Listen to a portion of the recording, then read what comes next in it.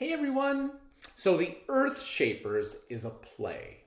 And when you're reading a play, you read this type of literature different than you would a nonfiction story or even a fiction story. And you do that because there are some unique characteristics of drama.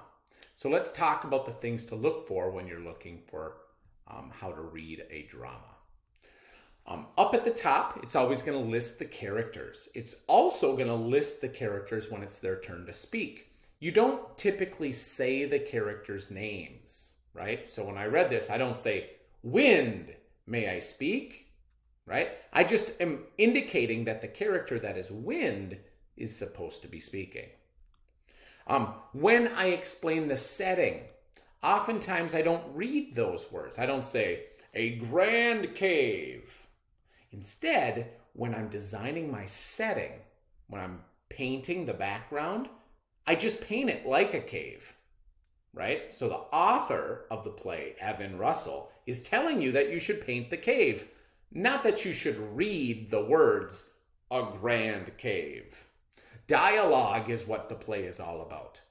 Most of the time in a play, the words that are being heard by the audience is the words the characters say, the dialogue, right?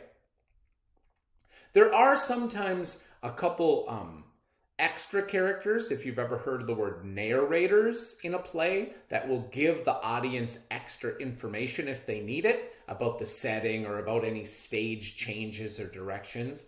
But most of those things are just shown to the audience and they're never said. So for example, if I say, "Poseidon gives everyone a firm look," I don't say those words. Instead, I just look at everybody and I go, "That's that," right? So you're supposed to show them with the actors acting some of these stage directions. Interesting.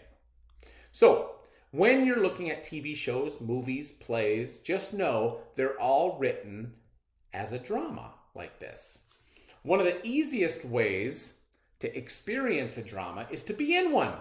Right? So for the last couple days, we've been reading The Earth Shapers, which is kind of a dorky drama, to be fair. It's a little bit silly, where you're reading the different parts, Poseidon and River arguing, right, about things. So I found a second drama, one that I think you and your families, if you're doing this at home, or we can do in small groups here in class, will enjoy. So, it is called Goldilocks and the Three Bears. It's a classic story. This is a story of a girl named Goldilocks and a family of bears. I'm sure you've heard it. The bears go out for a walk one day and they leave their house. They leave their breakfast out to cool. Goldilocks sees that no one's at home, so she goes inside and eats their breakfast. She also sits in their chairs and lies down in their beds, and then the bears come home and find her asleep. What's going to happen next? Read this Reader's Theater to find out. Now remember, I said that a Reader's Theater is going to have things that are different than a book, right? Might. So I'm going to go ahead and just make sure that you know there are going to be characters when you're reading this play. The narrators might do some explaining for the audience. Papa Bear is going to be read as a big bear. Mama Bear is going to be a middle-sized bear. And then little baby bear has to be a tiny bear. And then you need a troublemaking Goldilocks who's going to break into the house. The setting takes place in the woods, right? There's a cottage and there's also a green mountain and a blue stream. So if you were painting a background, you would do a green mountain and a blue stream. One of our students is going to have to log into Epic. Remember, your class code is Y. I'm sorry you can't see the bottom of the Y. YDQ4030.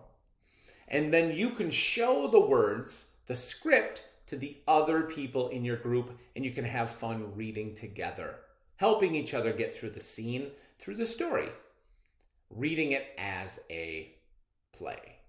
Okay, everyone? I hope you have fun doing it. Log into Epic and pull that play up and have a hoot of a time. Thanks.